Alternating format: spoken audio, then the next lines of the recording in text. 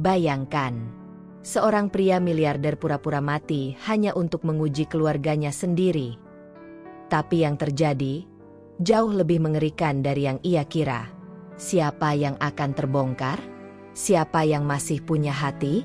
Tonton sampai akhir, karena kisah ini akan membuka mata kita bahwa yang paling menyakitkan bukanlah kematian, tapi pengkhianatan dari orang yang kita sebut keluarga. Kilauan tulis di komentar, kamu asalnya dari kota mana? Dan klik like kalau kamu percaya bahwa kejujuran itu akan selalu menang.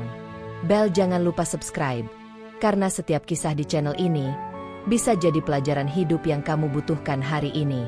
Sekarang mari simak ceritanya. Angin malam menyapu pelan balkon villa mewah yang menghadap ke laut. Di sana duduk seorang pria parubaya. Rambutnya mulai memutih. Tatapannya kosong menembus langit penuh bintang. Itulah Rangga Mahendra, milioner yang namanya harum di dunia bisnis. Namun kini hatinya terasa kosong dan berat. Secangkir teh hijau di meja kecil mulai dingin. Tetapi bukan karena angin. Bukan pula karena malam. Tapi karena hatinya diguyur dinginnya kenyataan. Beberapa menit lalu, secara tak sengaja, Rangga mendengar sesuatu yang membuat dadanya sesak.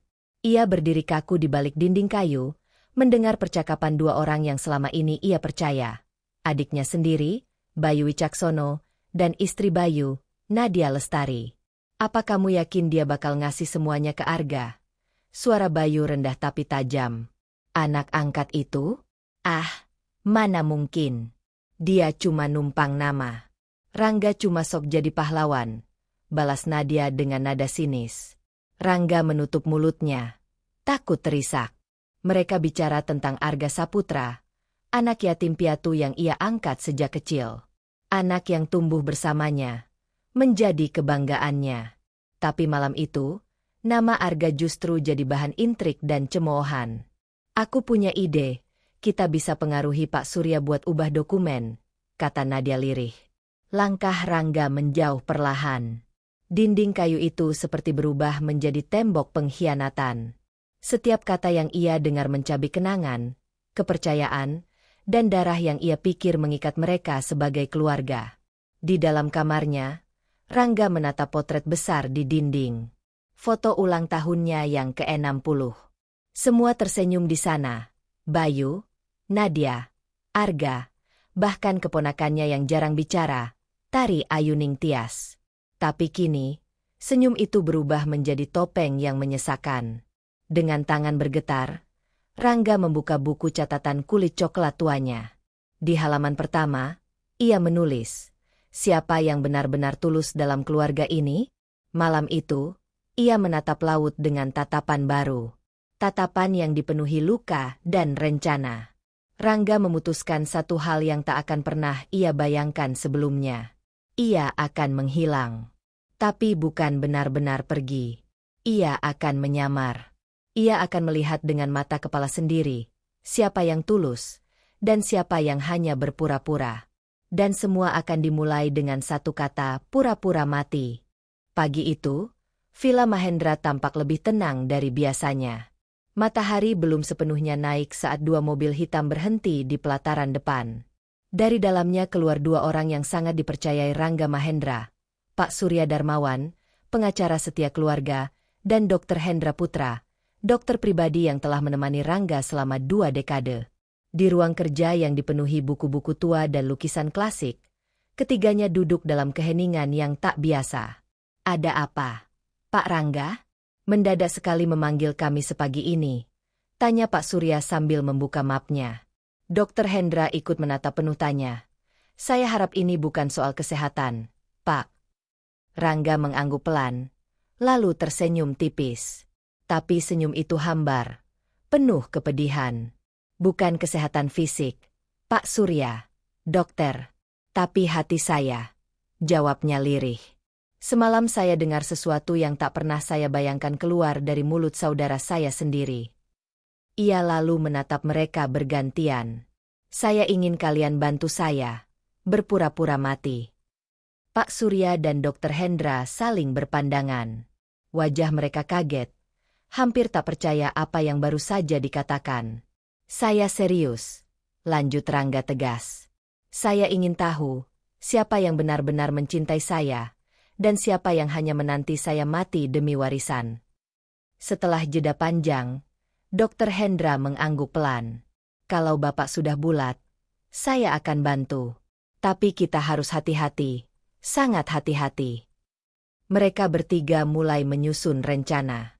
Sebuah laporan medis akan dikeluarkan, menyatakan bahwa Rangga mengidap penyakit langka bernama amiloidosis, yang menyerang organ vital dan tak dapat disembuhkan. Gejala-gejalanya: kelelahan, nyeri dada, dan penurunan berat badan drastis. Rangga hanya diam, menerima semuanya dengan pasrah. Tapi di balik mata itu, ada kemarahan yang membeku. Pak Surya mulai menulis surat wasiat baru. Kali ini penuh syarat. Saya akan buat seperti teka-teki, ujarnya. Hanya mereka yang menunjukkan ketulusan selama 6 bulan setelah kematian Bapak yang berhak mendapatkan bagian. Rangga mengangguk. Sertakan juga sebagian besar harta saya untuk yayasan amal. Biar mereka tahu bahwa kehormatan keluarga bukan ditentukan dari harta, tapi dari hati. Menjelang siang, semuanya telah siap. Dokumen medis, surat wasiat, strategi berpura-pura sakit, dan sebuah ruang rahasia di bagian belakang villa, tempat Rangga akan tinggal selama penyamarannya. Saat sore menjelang, Rangga kembali duduk di balkon. Ia memandangi laut lepas sambil memegang secangkir teh yang kini tak lagi dingin, tapi getir. Bismillah, bisiknya pelan. Mulai malam ini, Rangga Mahendra akan mati. Namun ia hidup sebagai sosok lain. Pagi berikutnya, suasana villa terlihat sedikit berbeda. Langit cerah, aroma roti panggang dari dapur perlahan menyebar ke ruang makan utama. Sebuah momen yang biasanya berlangsung santai dan penuh candaan, kini terasa kaku dan penuh kehati-hatian.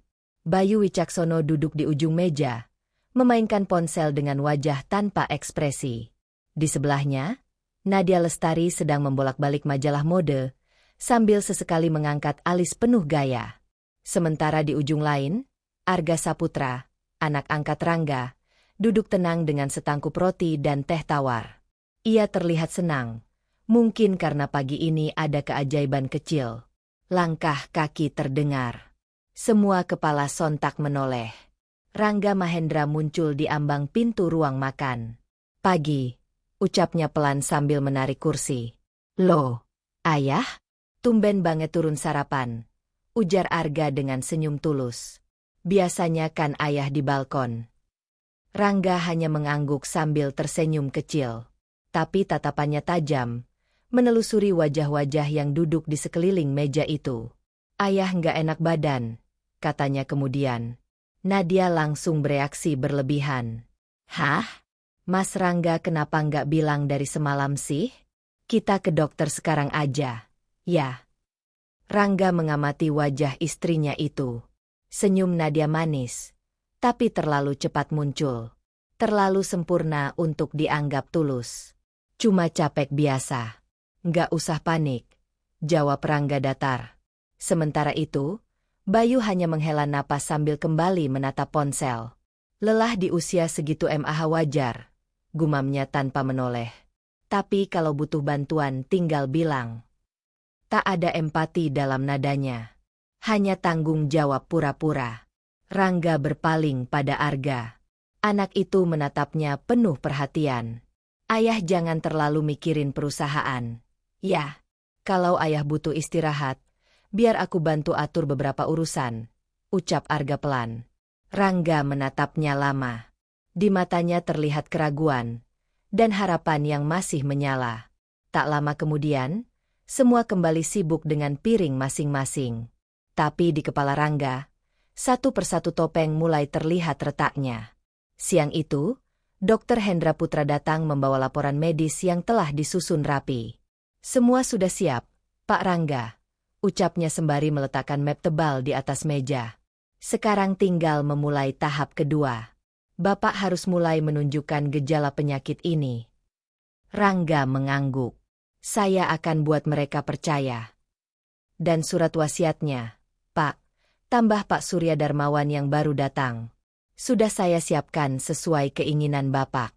Sebagian besar warisan akan disumbangkan ke yayasan, sisanya akan jadi ujian.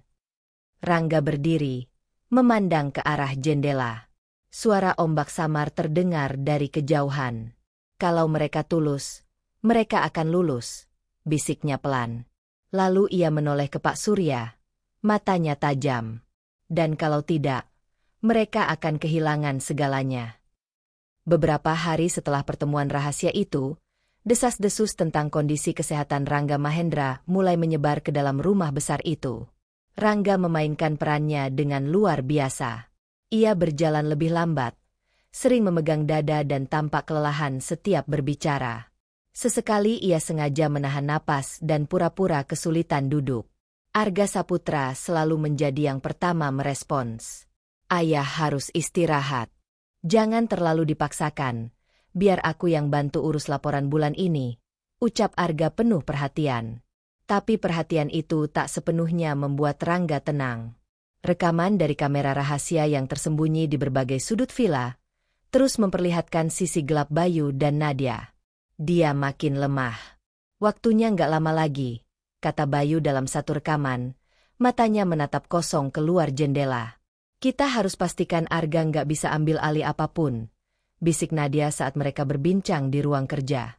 Sementara itu, keponakan mereka, Tari Ayu Ningtyas, masih menjalani hari-hari dengan kesederhanaannya. Ia membantu di dapur, merapikan taman, dan sesekali pergi ke toko kecil yang ia kelola sendiri. Dalam diam, Rangga mulai memperhatikan Tari lebih dekat. Malam itu, di balkon kamar rahasianya, Rangga membuka kembali surat wasiat yang telah ditandatanganinya. Dalam salah satu pasal tertulis jelas, seluruh warisan akan diberikan hanya kepada mereka yang menunjukkan ketulusan dan integritas dalam 6 bulan setelah kematian saya. Tidak lebih, tidak kurang. Ia tahu surat itu akan jadi pemantik, percikan api yang akan mengungkap semua wajah di balik senyum. Pagi berikutnya, Dr. Hendra Putra dengan wajah serius mendatangi keluarga di ruang tamu. Kondisi Pak Rangga memburuk drastis, katanya dengan nada berat. Penyakitnya sudah masuk tahap akhir. Kami telah mencoba yang terbaik.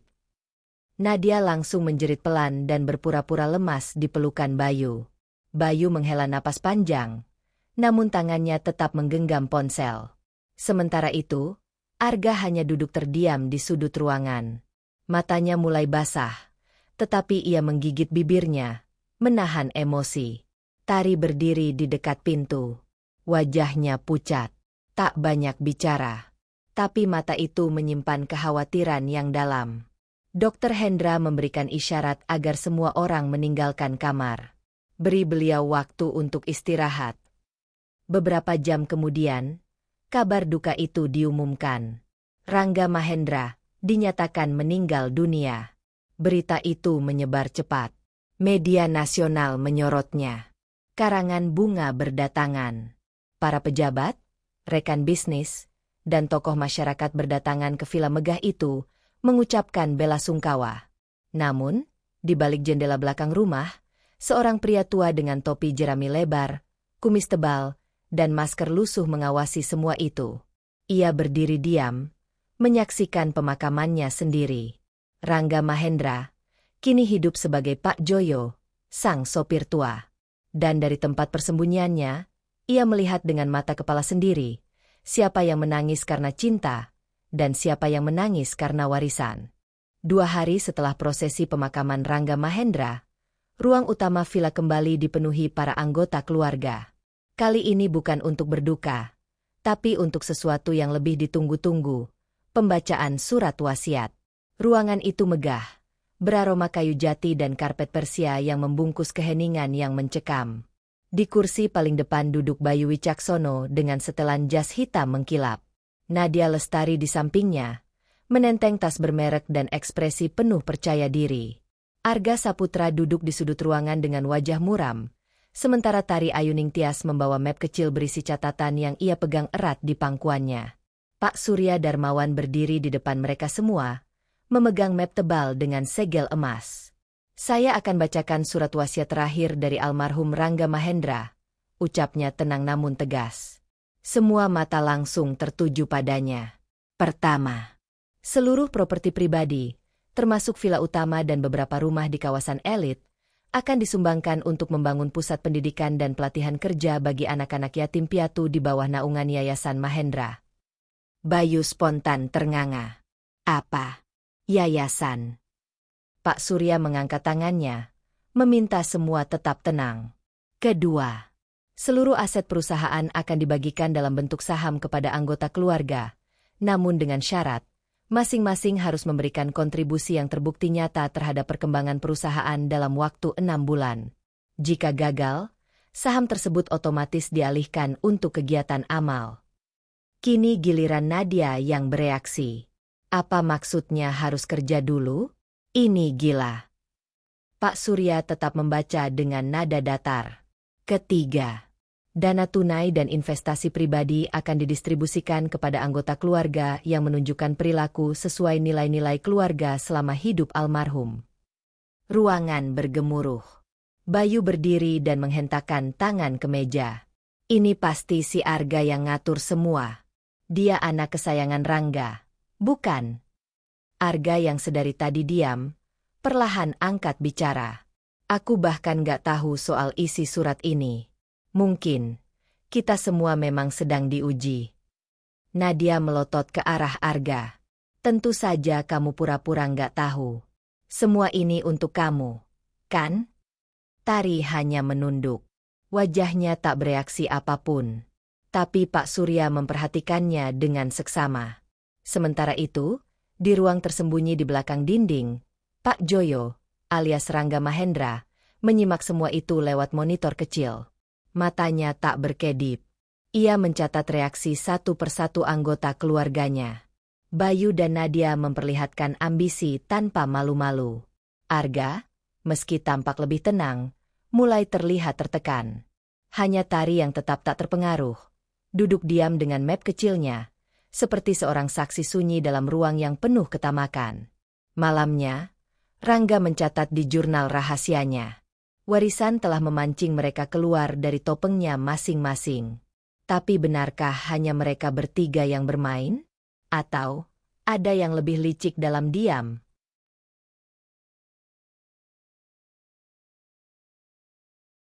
Malam itu, suara jangkrik bersahutan di sekitar taman belakang villa.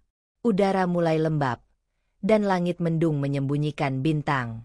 Rangga Mahendra, masih dalam penyamarannya sebagai Pak Joyo, duduk di kursi kayu sambil memutar ulang rekaman yang baru saja ia simpan dari ruang kerja Bayu. Dalam layar kecil itu, terlihat Bayu sedang berbicara dengan seseorang lewat telepon. Dokumen itu hampir selesai. Tinggal tanda tangan Pak Surya. Setelah itu, semuanya milik kita, ucap Bayu sambil tersenyum tipis. Rangga mengepal tangannya. Rencana pemalsuan dokumen? Bahkan di tengah masa berkabung, Bayu masih mencari celah untuk menguasai perusahaan. Wajah Rangga mengeras, tetapi ia tak bicara. Ia hanya menyimpan semuanya. Untuk nanti. Di pagi harinya, Rangga membersihkan mobil Bayu di garasi. Langkah kaki Bayu terdengar mendekat. Pak Joyo, selesain cepat ya. Saya perlu mobil ini bersih dalam setengah jam. Bentaknya tanpa menatap. Rangga mengangguk sopan. Baik, Tuan. Bayu mendekat dan menatapnya dari atas kepala. Saya nggak ngerti kenapa orang kaya Anda bisa kerja di tempat sebesar ini. Jangan bikin masalah ya. Rangga hanya tersenyum kecil. Tapi dalam hatinya, ia mencatat satu hal. Bayu tidak hanya memperlakukan keluarga dengan dingin, tapi juga merendahkan siapapun yang ia anggap di bawahnya. Sementara itu, Nadia Lestari mengambil jalur yang berbeda. Ia datang membawa hadiah ke kantor Pak Surya Darmawan, sebotol anggur mahal dan kue dari toko impor. Pak Surya, ucapnya manis. Saya cuma ingin memastikan semuanya berjalan lancar. Saya tahu Bapak pasti paham, mana yang pantas dapat lebih. Pak Surya menolak dengan tegas. Saya hanya menjalankan amanah. Dan saya tahu Bapak Rangga tak main-main soal ini. Ekspresi Nadia berubah. Pahit. Saat ia keluar dari ruangan, Wajahnya menegang. Kita lihat siapa yang bertahan sampai akhir, gumamnya pelan. Di sisi lain, Tari Ayuning Tias menjalani harinya seperti biasa. Membersihkan taman, membantu di dapur, bahkan ikut menata meja makan saat ada tamu. Tidak banyak bicara, tidak ikut campur. Tapi semua yang ia lakukan, dilakukan dengan ketulusan. Sore itu, Rangga menghampirinya di taman. "Capek, Neng?" sapanya sambil duduk di bangku seberang. Tari tersenyum tipis. "Enggak, Pak Joyo. Bekerja rasanya lebih baik daripada diam dan terlalu banyak berpikir." "Kamu nggak pernah iri sama yang lain?" Tari mengangkat kepala, menatap Rangga. "Untuk apa, Pak? Warisan itu nggak akan berarti kalau cara mendapatkannya menghancurkan keluarga." Rangga terdiam. Kata-kata itu menghantamnya dalam diam.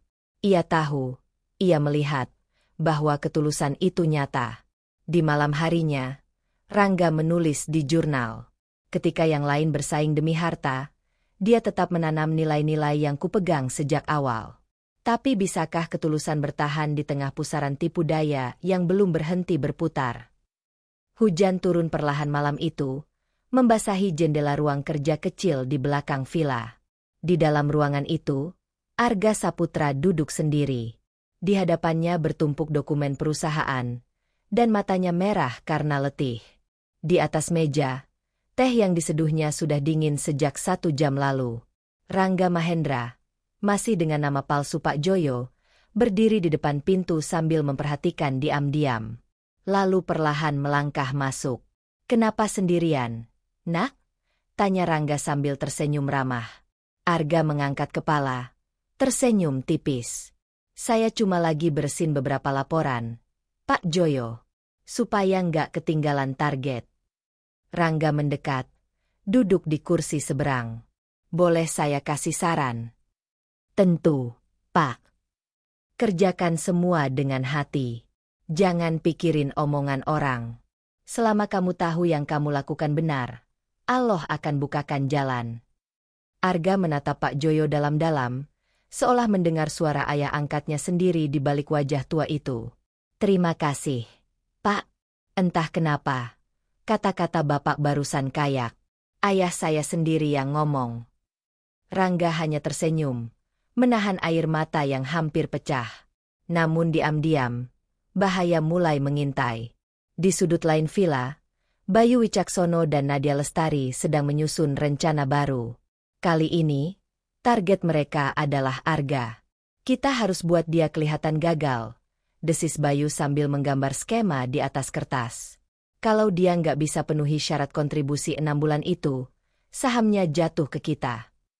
Nadia mengangguk setuju. "Kita pantau semua geraknya. Bahkan kesalahan kecil pun bisa jadi senjata buat menjatuhkannya." Sementara itu, Tari Ayuning Tias tetap pada rutinitasnya. Ia menyapu taman, mengatur dokumen donasi yayasan, dan melayani pelanggan di tokonya dengan senyum yang tak berubah. Sore itu, Pak Joyo mendekatinya saat Tari sedang melipat pakaian di belakang rumah. "Neng, kenapa kamu nggak pernah terlihat ikut campur urusan warisan?" Tari berhenti melipat. "Untuk apa, Pak? Saya cuma mau jaga apa yang pernah dibangun Pak Rangga. Saya bahkan nggak merasa punya hak apa-apa. Tapi, saya punya tanggung jawab." "Kenapa kamu nggak marah? Padahal kamu dilupakan." Tari mengangkat bahu. "Marah itu mudah, tapi menjaga jauh lebih sulit." Rangga tertegun. Kata-kata itu menembus hatinya seperti doa yang selama ini ia tunggu. Dalam hati, ia tahu, Tari bukan hanya keponakannya. Dia satu-satunya yang layak menerima semua nilai yang dulu ia perjuangkan. Tapi saat harapan mulai tumbuh, justru badai lain datang mengoyak. Malam itu, Rangga memutar rekaman tersembunyi di ruang makan. Ia melihat Arga duduk sendiri, membuka pesan suara dari ponselnya. "Kalau aku bisa jual properti ini, aku bisa pindah ke luar negeri dan memulai hidup baru." Tangan Rangga gemetar. Nafasnya tercekat. Harapan yang ia tanam pada Arga perlahan mulai layu. Ia tutup layar itu perlahan. Tak berkata apa-apa. Hanya menatap gelap malam dengan dada yang makin sesak. Kalau anak yang kuanggap darah dagingku sendiri bisa mengkhianati, lalu siapa lagi yang bisa kupercaya? Pagi itu, udara di Villa Mahendra terasa lebih dingin dari biasanya. Bukan karena hujan semalam, tapi karena suasana hati Rangga Mahendra yang makin gelisah. Ia berdiri di balik tirai ruang rahasia, memandangi taman di mana Tari Ayuning Tias sedang membawa keranjang cucian. Tak seperti anggota keluarga lainnya, Tari tak pernah meminta apapun. Tak pernah mengeluh. Tak pernah berebut. Tapi justru sikap diam itulah yang semakin membakar keingintahuan Rangga. "Neng, saya bantuin ya," sapa Pak Joyo sambil menghampiri. Tari menoleh, tersenyum. "Terima kasih, Pak. Tapi ini ringan kok. Saya cuma mau bersihin ini biar bisa lanjut ke toko." "Kamu nggak pernah iri lihat yang lain pada sibuk urus warisan?" Tari menghela napas, lalu berhenti melipat baju. "Untuk apa, Pak? Warisan itu nggak akan bawa kebahagiaan kalau cara dapatinnya menghancurkan keluarga sendiri. Saya lebih baik menjaga nama baik Pak Rangga, meski cuma dalam diam." Rangga menatapnya lama. Dadanya sesak. Kata-kata itu mengalir seperti air di gurun, menyejukkan hatinya yang panas oleh pengkhianatan. Sore harinya, Rangga memutuskan menyamar sebagai pelanggan di toko kecil milik Tari. Toko itu berada di pinggir jalan kampung. Tak besar tapi rapi dan bersih. Di dalamnya, Tari melayani setiap orang dengan sabar. "Kalau belum cukup, nanti bayarnya nyusul aja ya, Bu.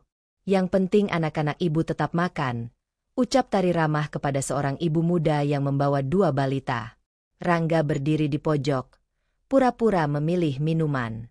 Tapi matanya tak pernah lepas dari gadis itu. Ketulusan Tari membungkam semua suara bising yang selama ini bergema di villa. "Kalau saya cuma mikirin untung, Pak," jawab Tari ketika Rangga menghampiri meja kasir, "toko ini nggak bakal bertahan. Tapi kalau saya mikirin orang, insya Allah rezeki akan datang dengan caranya sendiri." Rangga mengangguk pelan. Untuk pertama kalinya sejak semua ini dimulai, ia merasa yakin bahwa masih ada yang bisa dipercaya. Namun ketulusan Tari juga mulai jadi sasaran. Malam harinya, di ruang makan villa, Bayu dan Nadia bicara serius. "Kita juga harus awasi Tari," desis Nadia. Bayu mendengus. "Halah, dia itu cuma cewek kampung. Nggak tahu apa-apa soal bisnis. Tapi kalau Pak Surya sampai dukung dia, bisa bahaya." Rangga yang menyaksikan percakapan itu lewat rekaman kamera tersembunyi hanya bisa menggeleng. Mereka bahkan buta terhadap satu-satunya cahaya yang tersisa. Esoknya, saat sore mulai turun dan langit memerah, Rangga kembali bertemu Tari di taman belakang villa. Tari sedang membaca buku tebal. Wajahnya serius. "Kamu belajar apa, Neng?" Tari menutup bukunya perlahan. "Tentang manajemen sosial, Pak. Kalau suatu hari nanti saya diberi tanggung jawab besar, saya ingin siap." "Kamu nggak pernah mikir soal warisan?" Tari menatap Rangga dalam. "Bukan itu yang penting buat saya, Pak. Warisan terbesar dari Pak Rangga adalah ajarannya tentang kerja keras, jujur, dan nggak pernah menginjak orang lain." Rangga tak mampu menjawab. Air matanya menetes perlahan. Malam itu, di jurnal kulit tuanya, ia menulis, "Tari Ayuning Tias, bukan sekadar keponakanku. Dia adalah sisa cahaya di tengah gelapnya nafsu manusia. Tapi cahaya itu kini mulai jadi incaran." Hari itu, Villa Mahendra kembali menjadi tempat berkumpul keluarga. Kali ini bukan untuk meratapi kehilangan, tapi untuk menagih hak. 6 minggu telah berlalu sejak surat wasiat dibacakan. Semua mulai gelisah, terutama Bayu dan Nadia. Mereka duduk berdampingan di ruang utama villa. Bayu mengenakan jas abu-abu yang disetrika rapi, sementara Nadia dalam gaun merah menyala dan aroma parfum yang mencolok. Di sisi lain ruangan, Arga Saputra tampak lebih tenang, meski tangannya terus mengepal di bawah meja. Tari Ayuning Tias duduk di pojok ruangan, membawa map kecil berisi laporan kegiatan yayasan yang selama ini dia kerjakan diam-diam. Pak Surya Darmawan berdiri di depan, siap memberi laporan perkembangan terkait surat wasiat dan penilaian kontribusi keluarga. Namun sebelum mulutnya sempat bergerak, langkah kaki terdengar dari luar ruangan. Pintu terbuka pelan. Semua kepala menoleh. Dan di sana berdiri seorang pria tua, rambutnya putih abu-abu, memakai topi jerami dan masker lusuh. Ia berjalan didampingi 2 petugas keamanan. Saat pria itu melepaskan masker perlahan, semua mata terbelalak. "Rangga?" bisik Nadia dengan suara tercekat. Bayu bangkit dengan panik. Itu nggak mungkin. Kami lihat jasadmu dikuburkan." Rangga Mahendra berdiri tegak, memandang satu persatu wajah di hadapannya. "Aku tidak pernah benar-benar mati," ucapnya datar. "Aku hanya ingin tahu, siapa yang benar-benar peduli, dan siapa yang hanya peduli pada warisan." Semua membeku. "Kalian bicara soal keadilan," lanjut Rangga. Kini nadanya mulai naik. "Arga, kamu anak yang kuanggap darah dagingku sendiri. Tapi aku dengar sendiri, rencanamu jual properti keluarga ini dan pindah ke luar negeri. Itu pengkhianatan." Arga terperangah. Mulutnya terbuka tapi tak keluar kata. "Ayah, aku..." "SSTT." Rangga mengangkat tangan. "Kamu kecewakan aku, nak." Ia lalu menatap ke arah Bayu dan Nadia. "Dan kalian, menyuap pengacara, memalsukan dokumen, menjatuhkan saudara kalian sendiri demi saham." Nadia mulai menangis. Bayu memalingkan muka, mencoba menyangkal. Tapi Rangga mengangkat satu flash disk kecil dari sakunya. Semua terekam. Semua. Ruangan terdiam, hening seperti kuburan. Tiba-tiba, Rangga menoleh ke pojok ruangan. Matanya menatap lembut ke arah Tari. "Dan kamu, Tari Ayuning Tias." Gadis itu kaget. Dadanya berdebar. "Kamu tidak melakukan apa-apa. Tapi justru itu kekuatanmu. Kamu tidak mengambil kesempatan. Kamu menjaga nilai-nilai keluarga ini tanpa diminta. Kamu tetap jujur, tetap rendah hati, bahkan saat semua orang gila karena harta." Tari tak sanggup bicara. Air mata menetes di pipinya tanpa suara. "Aku ingin kamu yang kelola Yayasan Mahendra. Kamu yang lanjutkan nilai-nilai yang aku tanam. Kamu adalah harapan terakhir keluarga ini." Nadia berdiri. "Ini tidak adil. Dia bukan siapa-siapa." Rangga menoleh cepat. Matanya tajam. Justru karena dia bukan siapa-siapa, maka dia tidak pernah berubah karena harta. Dan itu lebih mulia daripada darah. Pak Surya maju, menyerahkan map coklat ke Rangga. "Semua akan diumumkan ke publik sore ini, Pak." Rangga mengangguk pelan. Namun di balik sorot matanya, ada ketegasan yang tidak bisa dibantah lagi. Karena mulai detik itu, permainan sudah selesai. Dan semua topeng telah jatuh.